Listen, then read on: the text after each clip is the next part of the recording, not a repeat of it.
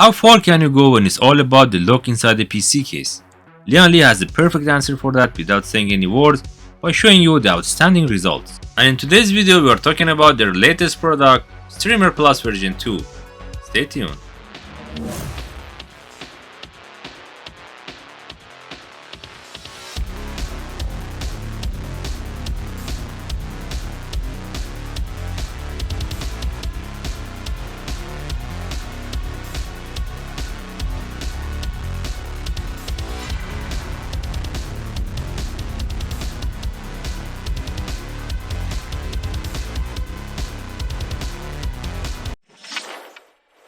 It's actually the third generation of RGB power cables from Lian with great improvements over the last versions.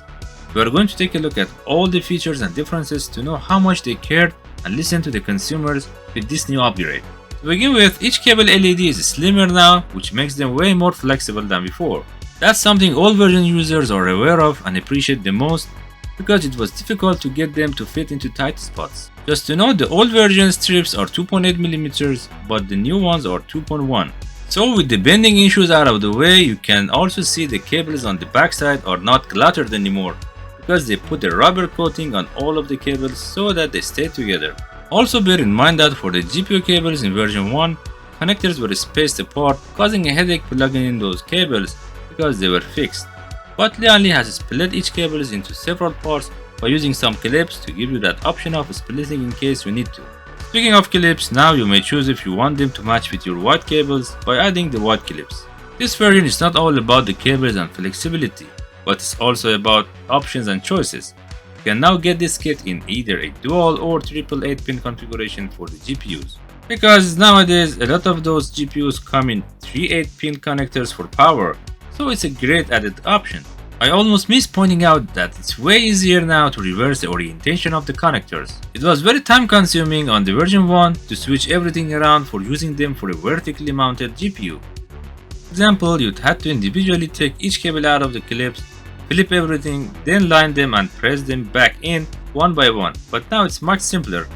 All you do now is popping off the 2 clips, flip the entire cable and put the clips back on. With all that said, I suppose you are now ready to go check out the L3 Connect controller and see how it works. But before going into that, just know this controller is around $20 and backward compatible. The first thing we see is the SATA power cable that you need to connect to your PSU. Next, we have a 2-pin header, which is actually a connection for the addressable RGB so that you synchronize it with your motherboard. Then we have a micro USB that connects to your USB 2.0 on your motherboard so that you get the signal to your PC when it's using the software and access the controller for option commands. On this side you have 8-pin and 6-pin headers. You can use either the 8-pin header to connect your triple 8-pin cable for your graphic card, or use the 6-pin header to connect your double 8-pin cable GPU. After that, you must use the switch to tell the controller which of those mentioned cables you are using by switching it to the left or right. On the other side, you have another 8-pin header which is designed for a motherboard 24-pin cable to be connected.